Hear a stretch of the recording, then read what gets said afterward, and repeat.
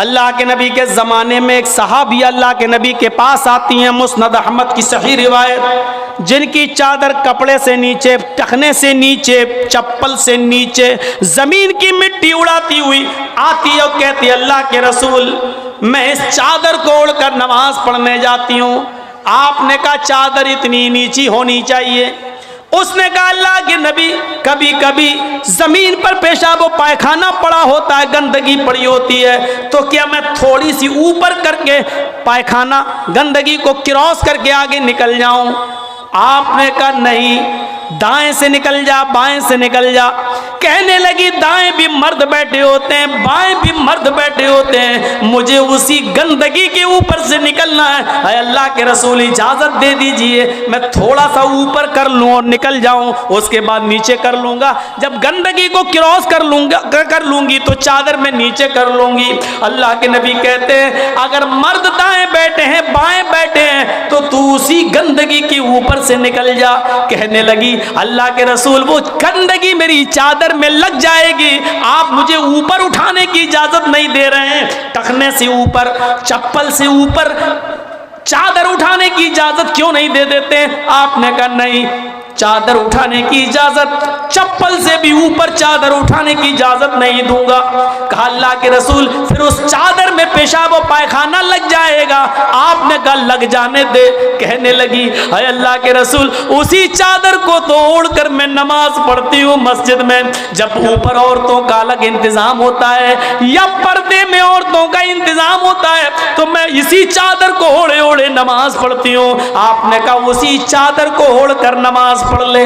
कहने लगी उसमें पेशाब और पायखाना लग जाएगा, क्या उसी और चादर को ओढ़कर नमाज पढ़ लूं? आपने फरमाया हाँ आए औरत, जब पेशाब और पायखाना तेरी चादर में लगेगा, जब तू आगे बढ़ेगी तो तेरी चादर जमीन पर पड़ी हुई मिट्टी से रगड़ खाएगी, क्योंकि तेरी चादर नीचे है। जब पेशाब और पायखाना उसमें भर जाएगा, जब तू आगे बढ़ेगी तो जमीन पर पड़ी हुई मिट्टी पर तेरी चादर रगड़ खाएगी, और जमीन पर पड़ी हुई मिट्टी से रगड़ने की वजह से जमीन की पाक मिट्टी तेरी चादर को पाक कर देगी।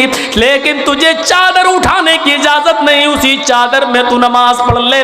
गंदगी लगती है तो लग जाने दे, आगे बढ़ेगी तो जमीन पर पड़ी हुई पाक मिट्टी तेरी चादर को पाक कर देगी। मेरे भाइयों, पेशाब और पायखाना देखकर भी अल्लाह के रसूल ने औरत को चादर उठाने की इजाजत नहीं दी। मेरी बहनों, तुम्हारे दिल कैसे गवारा कर लेते हैं। जलसों में भी चूड़ियां खरीदने के लिए, बैलून खरीदने के लिए, जलेबियां खरीदने के लिए तुम किस तरीके से लेडीज पिंडाल से निकलकर तुम बाजारों में घूम लेती हो? शर्म आनी चाहिए। तुम्हारे कलेजे और तुम्हारे दिल कैसे गवारा कर लेते हैं कि लड़के और लड़कियां एक जगह शॉपिंग करें, दुकानदारी करें, खरीदारी करें। ये तुम्हारे कलेजे, तुम्हारे ज़मीर कैसे गवारा कर लेते हैं? जबकि अल्लाह के नबी फरमाते हैं ला यखलुअन्न रजुलुम बिमरातिन इल्ला कान सालिसुहुम शैतान। कोई मर्द किसी औरत से तन्हाई में न मिले, कोई मर्द किसी औरत से अकेले में न मिले कि उसमें तीसरा शैतान होता है, उसमें तीसरा बहकाने वाला शैतान होता है। मेरे भाइयों, इस्लाम का कानून यही है, इस्लाम का निजाम यही है। एक औरत, उसका शौहर मर चुका है, औरत के पास बहुत ज्यादा पैसा है, वो हज करना जाना चाहती है, शौहर इंतकाल कर गया, अब औरत अकेले हज करने नहीं जा सकती है, जबकि मुस्तती है, साहिब इस्तिताअत है, हज करने जाना चाहती है, अच्छा काम करने जाना चाहती है। इस्लाम कहता है कि तेरा शौहर नहीं है तो भाई के साथ जा, भाई नहीं है तो बाप के साथ जा, बाप नहीं है तो बेटे के साथ जा, लेकिन किसी महरम का होना जरूरी है, उसके साथ जा। चीख कर औरत कहती है कोई नहीं है, मेरे पास दौलत है। अल्लाह के नबी कहते हैं फिर दौलत संभाल कर अपने पास रख। अगर तेरा भाई नहीं है, बेटा नहीं है, शौहर नहीं है, बाप नहीं है, कोई महरम नहीं है, तो तू अकेले हज करने नहीं जा सकती है। नहीं, अय अल्लाह के नबी, मेरा पड़ोस में बड़ा अच्छा नेक हाजी नमाजी नेक आदमी रहता है, मैं इसको भाई बना लेती हूँ, चली जाऊं। फरमाया नहीं नहीं, मुंह बोले भाई को भाई बनाकर उसके साथ तुम हज करने नहीं जा सकती हो, इसलिए कि अपने मुंह से किसी को भाई बोलने से वो तुम्हारा सगा भाई नहीं हो जाएगा, अपने मुंह से किसी को बेटा बोल देने से वो बेटा नहीं हो जाएगा। तुम किसी को बेटा बोल दो, भाई बोल दो, जो चाहो बोल दो, लेकिन इस्लाम ये कहता है कि उसके साथ भी औरत को इजाजत नहीं है कि वो हज करने जाए। अगर कोई नहीं है तो मत जाओ, लेकिन इस्लाम इस बात की इजाजत नहीं देता है कि तुम अकेले जाओ या किसी को बहन, किसी को भाई या बेटा बनाकर जाओ, इस बात की इजाजत नहीं देता। इस्लाम एक इबादत में, हज जैसी इबादत में भी औरत को किसी गैर मर्द को मुंह बोले भाई और मुंह बोले बेटे के साथ भी जाने की इजाजत नहीं देता। तो मेरे भाइयों, जब खाने काबा में जाने की इजाजत नहीं देता है, सफा मरवा की सई की इजाजत नहीं देता है, इतनी खूबसूरत इबादत की इजाजत नहीं देता है, तो बाजारों में अकेले घूमकर शॉपिंग करने की इजाजत कैसे देगा? फिर बाजार के अंदर औरत को अकेले जाने की इजाजत कैसे देगा? इतनी खूबसूरत इबादत करने की इजाजत नहीं देता है, इतनी खूबसूरत इबादत करने की इजाजत नहीं देता है, तो मेरे भाइयों फिर औरत को बाजारों में घूमने की इजाजत कैसे देगा? फिर बाजार में घूमने और बाजार में सैर व तफरीह की इजाजत कैसे देगा? हमारी माँ बहनों को इस बात को सोचना चाहिए, गौर करना चाहिए, संजीदगी से इसको लेना चाहिए। एक जमाना था, हजरत फातिमा कह रही हैं, आए अली मैं इतनी बीमार हूँ, इतनी बीमार हूँ, लगता नहीं कि इस बीमारी में मैं बच पाऊंगी। आए अली अगर मुझे कुछ हो जाए, अगर मेरा इंतकाल हो जाए, आए अली तो मुझे दिन के उजाले में दफनाने मत ले जाना, रात की तारीकी में ईशा की नमाज के बाद मुझे कब्रिस्तान में दफन करना। हजरत अली ने कहा, ऐ फातिमा ऐसा क्यों कह रही हो? अगर तुम्हारा इंतकाल सुबह फजर के बाद हो तो क्या ईशा तक हम तुम्हारे जनाजे को रखेंगे, मिट्टी को रखेंगे? तुम्हारे बाप का, तुम्हारे अब्बू का फरमान है कि मैयत को जल्दी कब्रिस्तान ले जाओ, फिर मैं लेट कैसे करूं? फरमाती हैं, आए अली, आए मेरे प्यारे शौहर, मुझे रात में ही ले जाना, मेरी बात को गिरा बांधो, मेरी बात को मजबूती से पकड़ लो, मेरी वसीयत को याद रखना, चाहे मेरा इंतकाल कभी भी हो, लेकिन मुझे ईशा के बाद दफनाना, मुझे दिन के उजाले में कब्रिस्तान न ले जाना। ऐ अली मैं नहीं चाहती हूँ कि मेरे मुर्दा जिस्म पर पड़े हुए कफन पर भी किसी गैर मर्द की नजर पड़े, मैं अपने कफन पर भी किसी गैर मर्द की नजर नहीं पड़ने देना चाहती हूँ। ऐ अली मुझे रात में ले जाना, दिन के उजाले में नहीं, मैं नहीं चाहती कि मेरे कफन पर भी किसी गैर मर्द की नजर पड़े। मेरे भाइयों, इंतकाल के बाद निकाह जायज नहीं है, इंतकाल के बाद शादी नहीं होती है, लेकिन इंतकाल के बाद भी अपने जिस्म को तो छोड़ो, अपने कफन को भी किसी गैर मर्द को देखने की इजाजत नहीं दे रही है। ये था हजरत फातिमा का पर्दा। इस पर्दे की रोशनी में मेरी बहनों, अपने गरीबानों में झांक कर देखो, अपने गरीबानों के बटन खोलो और तलाश करो हम कहाँ खड़े हैं, हमारा पर्दा क्या है, हमारी इज्जत व आबरू क्या है। आज हमारे चेहरों का हरकस और नाकस देख रहा है, कल तक हमारे इन खूबसूरत गालों को कभी आसमान की निगाहों ने भी नहीं देखा था, चांद और सितारों ने भी नहीं देखा था, और आज जो चाहता है देख लेता है, हरकस और नाकस जिसको चाहो आज वो बड़ी आसानी से हमारी बहनों बेटियों का दीदार कर रहा है। और एक और बात, जितना अमीर बाप है, जितना अमीर बाप है, जितना भी बाप अमीर मिलेगा आपको, आप देखिएगा उसकी बेटी उतने ही कम कपड़े पहने हुए होगी। किस बात का अमीर है तू? काहे का अमीर है तू? अपनी बेटी को 5 मीटर का कपड़ा लाकर नहीं दे सकता है तो काहे का अमीर है तू? कंजूस और बखील बाप। अल्लाह ताला ने इन अमीरों को ऐसी सजा दी है, ऐसी सजा दी है, कल तक ये गरीबों की लड़कियों को डांस कराया करते थे, आज अल्लाह ताला ने इन अमीरों की लड़कियों के जिस्मों से कपड़े उतार कर उनको लोगों की नजरों को दीदार करने पर मजबूर कर दिया। आज इन अमीरों की लड़कियों के जिस्मों से कपड़े उतरवा कर आज गरीब इन लड़कियों को देख रहे हैं, उनका नजारा कर रहे हैं। आज अमीरों को अल्लाह ने ये सजा दी है। आज वो फैशन समझते हैं कि मेरी बेटी फैशनेबल कपड़े पहने हुए हैं। नहीं नहीं मेरे भाइयों, आप अपनी बहनों के जिम्मेदार हैं। अल्लाह के नबी ने फरमाया कि जिस लड़की का बाप, जिसकी बेटी बेपर्दा घूमे वो बाप दयूस है। जिसकी बहन बेपर्दा घूमे वो भाई दयूस है। जिसकी बेटी बेपर्दा घूमे वो बाप दयूस है। जिसकी बीवी बेपर्दा घूमे वो शौहर दयूस है। गौर करो कितनी साफ लफ्जों में, कितने साफ लफ्जों में अल्लाह के नबी ने फरमाया, जिसकी बहन बेपर्दा घूमे वो भाई दयूस, जिसकी बेटी बेपर्दा घूमे वो बाप दयूस, जिसकी बेटी बेपर्दा घूमे वो बाप दयूस, जिसकी बीवी बेपर्दा घूमे वो शौहर दयूस। अब दयूस का माना अगर हम समझ जाएं तो सारा मामला हल हो जाए। दयूस का ये तो अरबी लफ्ज़ है ना, इसका उर्दू में तर्जमा होता है, सुनने की ताकत है, सुनेंगे। दयूस का मतलब होता है भड़ुआ। और भड़ुआ किसको कहते हैं बताने की ज़रूरत नहीं, जानते होंगे। भड़ुआ कहते हैं उसको जिसने अपनी बहन, बेटी या बीवी या माँ को गलत काम करने के लिए किसी अड्डे पर बिठा दिया हो, चकले पर बिठा दिया हो और उनसे गलत काम करवाता हो और उनकी कमाई खाता हो। अरबी ज़बान में इसको दयूस कहते हैं, उर्दू में इसको भड़ुआ कहते हैं। कितना सख्त जुमला इस्तेमाल किया अल्लाह के रसूल ने। मौलाना जर्जीस को आप कह रहे होंगे ये क्या हो गया इसको। अल्लाह के नबी ने कहा जिसकी माँ बेपर्दा घूमे और बेटा अपनी माँ की बेपर्दगी पर कुछ ना बोलता हो वो बेटा भड़ुआ।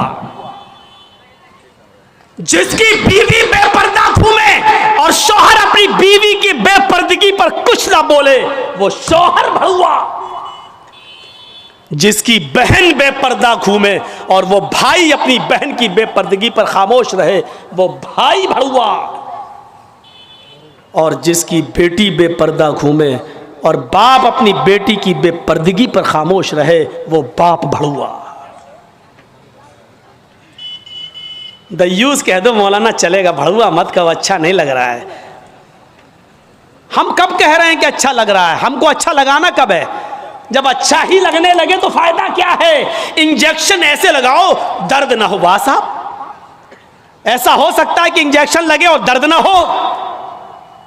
इंजेक्शन भी लगवाना चाहते हो और दर्द भी नहीं चाहते हो, तब तो होम्योपैथिक दवा ले लो, मीठी गोलियां खा लो जो मरने के बाद फायदा करती है।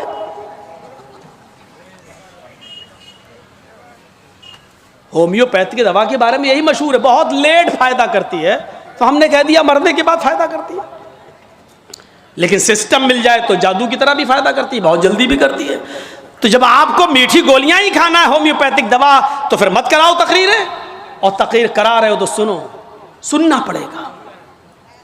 कितने लोग हैं आज जो अपनी बीवी की बेपर्दगी पर सवाल उठाते हैं? कितने ऐसे हैं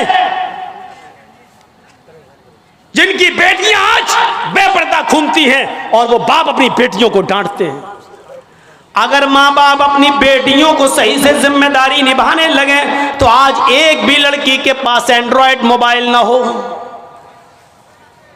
हमारी 18-20 साल की लड़की जिसकी शादी नहीं हुई घर पे रहती है, उसके हाथ में एंड्रॉयड मोबाइल, चीख चीख के बता रहा है कि बाप की तरबियत में कमी है, बाप अपनी बेटी पर पूरा का पूरा हुक्मरान नहीं है, हाकिम नहीं है, या ये कह रहा है बेटी के हाथ में वो एंड्रॉयड मोबाइल चीख चीख के कह रहा है ये बाप ना कह रहा है, बेटी के आगे बाप की नहीं चल रही है, बाप मजबूर हो चुका है। मेरे भाइयों, अगर बाप मजबूर न होता तो बेटी के हाथ में एंड्रॉयड मोबाइल नहीं होता।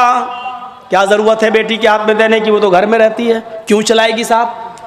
आपकी बेटी 18-20 साल की क्यों फेसबुक चलाएगी, क्यों व्हाट्सएप चलाएगी? क्यों मैसेंजर चलाएगी? और आप कैसे अपनी बेटी को फेसबुक और मैसेंजर और व्हाट्सएप चलाने के लिए ढील दे सकते हैं? कैसे? आपका ये दिल कैसे गवारा कर लेता है? आप जिम्मेदार हैं। हमारी ये बेटियां कल बच्चों की माएं बनेंगी। शादी के बाद इनको अपने बच्चों की तरबियत करना है। माँ के कदमों के नीचे जन्नत बताई गई है। हालांकि ये कोई हदीस नहीं है, एक मकूला है, लेकिन बच्चे अपने माँ के कदमों के नीचे जन्नत कैसे ढूंढें? ये आजकल की माँ के कदमों के नीचे जन्नत है? जिसको खुद नहीं मालूम कि कदम मेरे कहाँ हैं, उसके कदमों के नीचे बच्चे जन्नत ढूंढेंगे? हमें सोचना है, हमें अपनी बेटियों की तरबियत करना है। इमाम अहमद इब्न हंबल अपनी मुस्नद के अंदर एक वाकया नकल करते हैं कि एक सहाबिया थी, उनके घर में एक बच्चा पैदा हुआ। एक सहाबिया थी, उनके घर में एक बच्चा पैदा हुआ। जब बच्चा पेशाब करता था तो पानी का लोटा उस बच्चे की शर्मगाह पे डाल देती थी। जैसी बच्चे ने पेशाब किया वो पानी लाती और शर्मगाह पे डाल देती।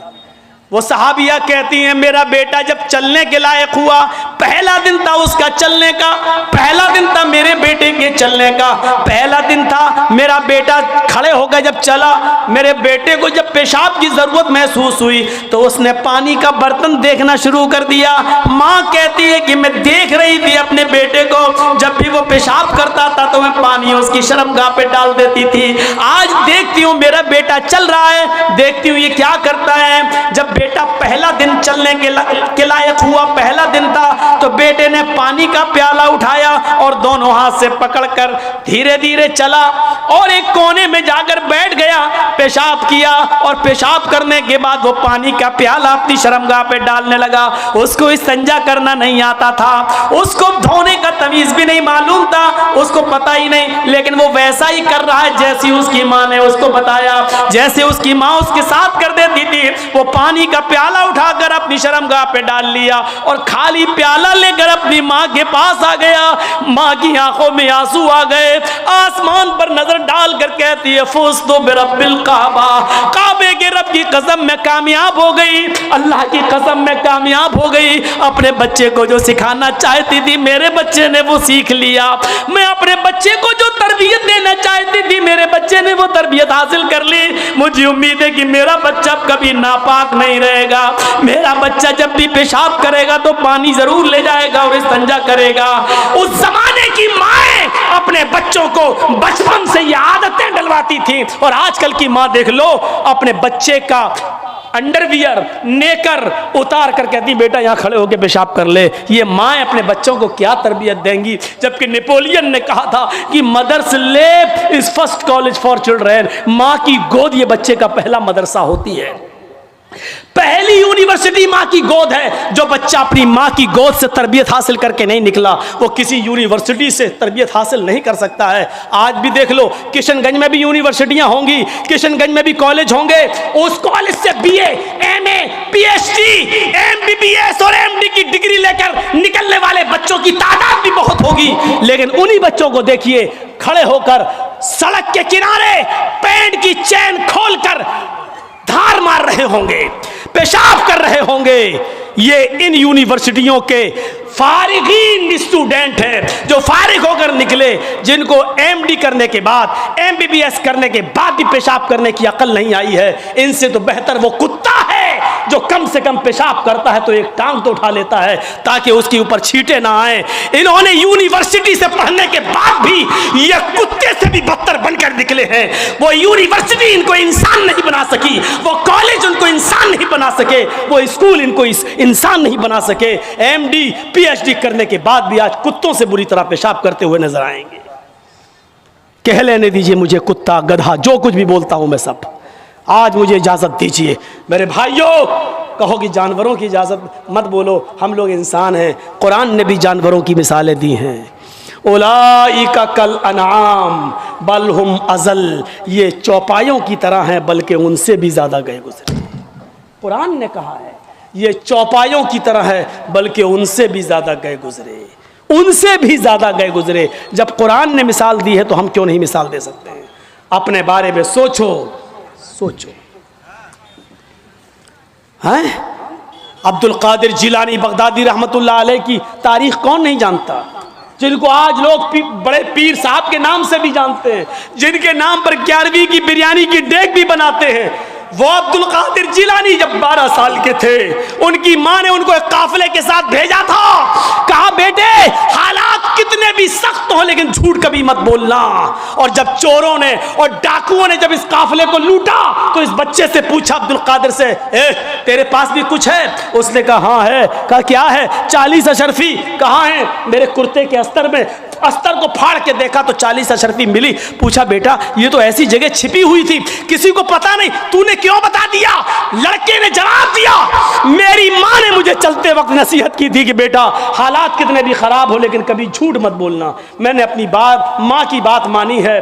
चोरों का, डकैतों का, डाकुओं का असर खत्म होता है और रोने लगते हैं और कहते हैं ये बच्चा अपनी माँ की इतनी बात मानता है कि ऐसे मोड़ पर भी उसने अपनी माँ की नाफरमानी नहीं की, हम तो अपने रब की नाफरमानी कर रहे हैं। सारा सामान जो लूटा था सबको वापस कर दिया और सारे के सारे चोरों ने, डाकुओं ने तौबा कर ली। मेरे प्यारे साथियों, एक बच्चा जब अपनी माँ का फरमा बरदार बनता है और